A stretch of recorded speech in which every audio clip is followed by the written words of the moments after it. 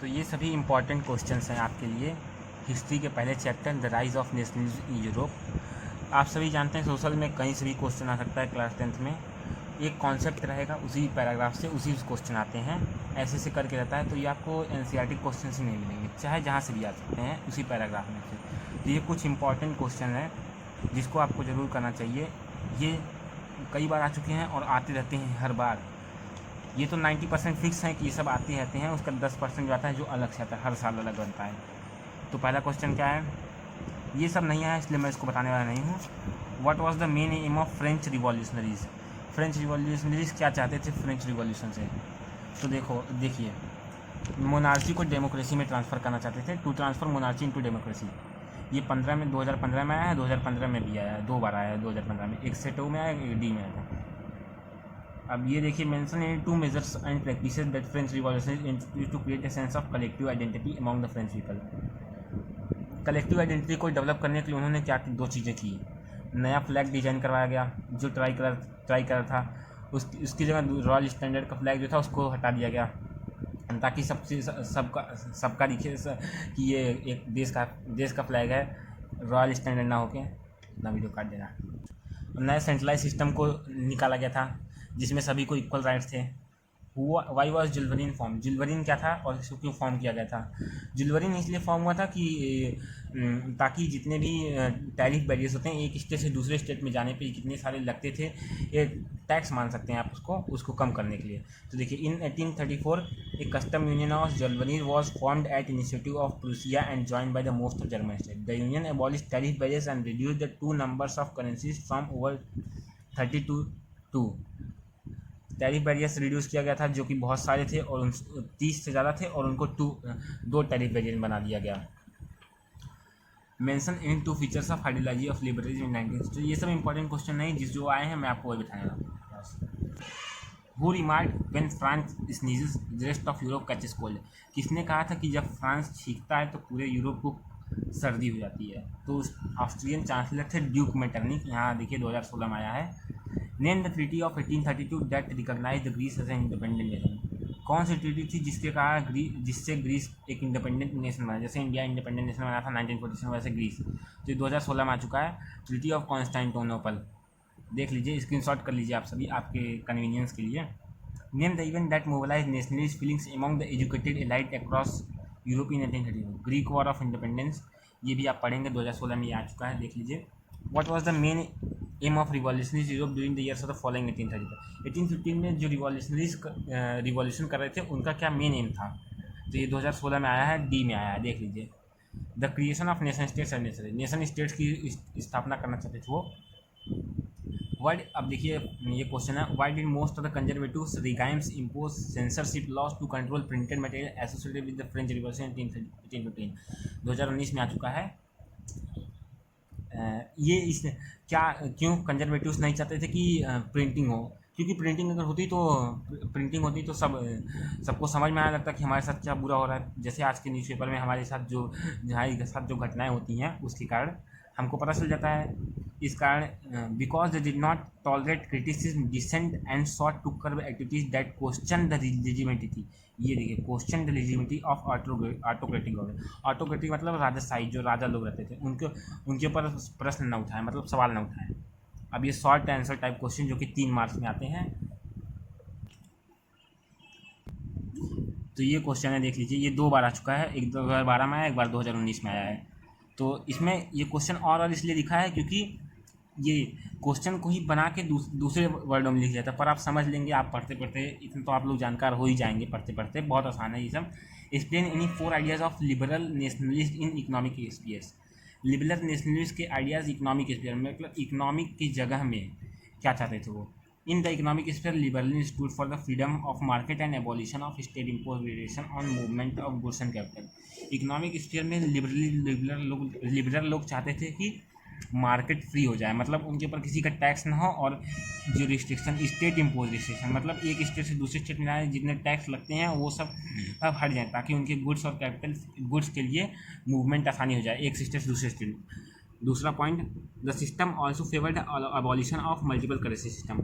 Multiple currency system को भी उन्होंने हटाने की कोशिश, वो चाहते थे लिबरल्स, ताकि जिससे समस्याएं ना हो। मल्टीपल करेंसी रहती थी तो कैसे, जैसे देखिए आज इंडिया में रुपये चल रहा है, तो अगर यूपी में रुपये चल रहा है, एमपी में कुछ और चलने लगे, डॉलर चलने लगे, तो क्या होगा, कैसे आसानी होगी ट्रेडर्स को।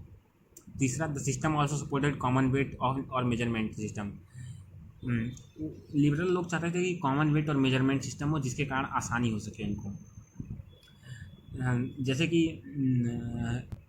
जैसे कि यूनिफाइड कॉमन वेट और मेजरमेंट, एक ही समान वेट हो, मतलब यहाँ 1 मीटर नापा जा रहा है तो वहाँ भी 1 ही मीटर होगा।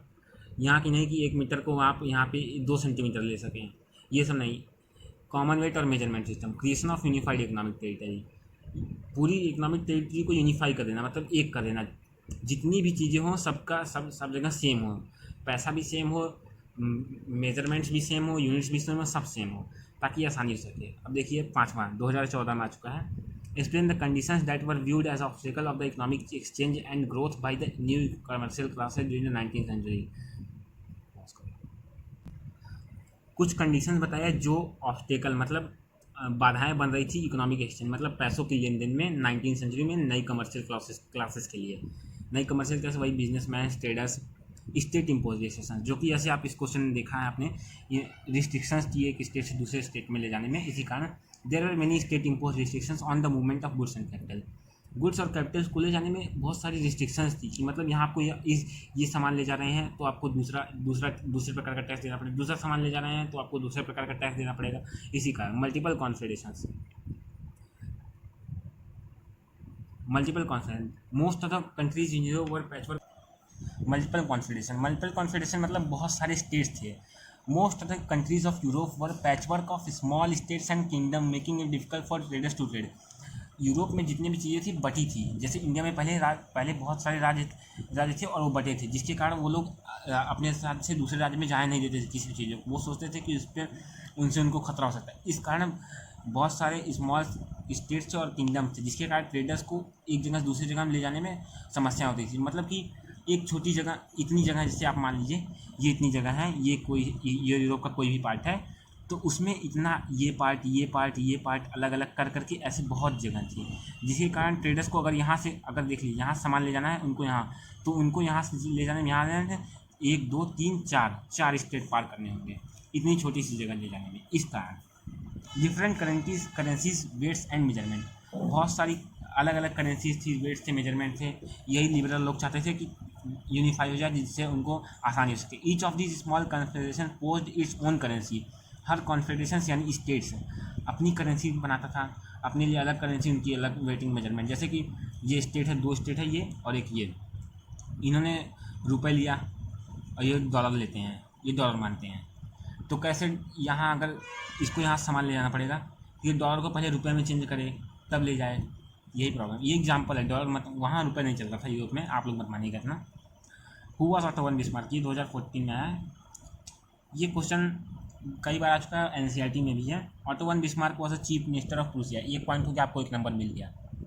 Under his command Prussia took on the leadership of movement of nationalist unification. उनकी लीडरशिप में प्रूसिया ने नेशनलिस्ट यूनिफिकेशन की मूवमेंट चलाई थी। ये 2 पॉइंट हो गया, आपको 2 नंबर मिल चुका 3 में से। Auto von Bismarck was the chief architect of the process of unification which was carried with the help of Prussian army and bureaucracy. Auto von Bismarck chief architect थे, मतलब उन्हीं की लीडरशिप के द्वारा प्रूसियन आर्मी और bureaucracy की help से उन्होंने यूनिफाई करने की कोशिश की थी प्रूसिया को। बाद में जर्मनी भी साथ में मिला। और ये देखिए चौथा पॉइंट, 4 पॉइंट है, इसमें से आप कोई भी 3 पॉइंट ले सकते हैं, तो नंबर आपको 3 ही मिलेगा। On 18 January 1817 Prussian ministers including chief minister Otto von Bismarck gather an heated hall of mirrors of royal palace of Versailles to proclaim the new German empire head by Kaiser William one of Prussia. Prussian ministers Otto von Bismarck को मिलाकर सब लोग gather हुए थे, जिसके बाद Prussia जब army युद्ध जीता था उसके बाद कैसर विलियम को राजा बना दिया गया। ऑटो वन बिस्मार्क वहाँ पे मौजूद थे, देख लीजिए यहाँ पे। Chief minister Otto von Bismarck gather in the unheated hall of the mirrors in the royal palace of Versailles. बस लॉन्ग आंसर टाइप क्वेश्चंस, इसमें एक ही क्वेश्चन आज बताने वाला हूँ क्योंकि वो बहुत बार आ चुका है तो बहुत इंपॉर्टेंट है, वो इस बार भी हो सकता है आपके 2021 के एग्जाम में आ जाए। 4-5 नंबर का होता है, अब 4 नंबर का होता है, 5 नंबर वाला 5 नंबर का होता है, 4 नंबर वाला हटा दिया गया है तो आप 5 ही नंबर मानिए। हाँ, ये क्वेश्चन है, what changes did Napoleon introduce to make the administrative system more efficient in territories ruled by him.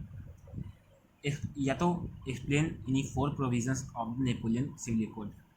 Napoleon ने जो सिविल कोड लॉन्च किया था 1894 में, उसके क्या प्रोविजंस मतलब क्या रूल्स थे। ये देखिए 2012 में आ चुका है, 2011 में आ चुका है, 2010 में आ चुका है, 3 बार हो चुका है, 4, 5, 6, 7 बार आ चुका है ये आपके एग्ज़ाम में CBSE 10th में।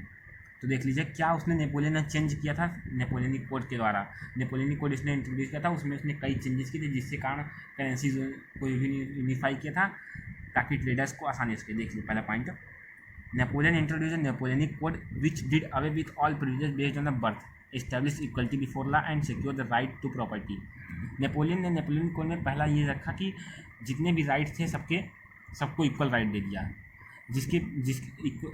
किसी को बर्थ के आधार पर राइट मिलता था, उसके बर्थ के आधार पर राइट को उसने मना कर दिया। तो सबको राइट था, पर बिफोर द लॉ, मतलब लॉ से आगे वो नहीं थे, उनको राइट था लेकिन वो लॉ से नहीं। जैसे इंडिया में सबको इक्वल राइट है, पर लॉ के सामने, लॉ यानी कोर्ट, उसके सामने कोई सबको इक्वल राइट नहीं होता है।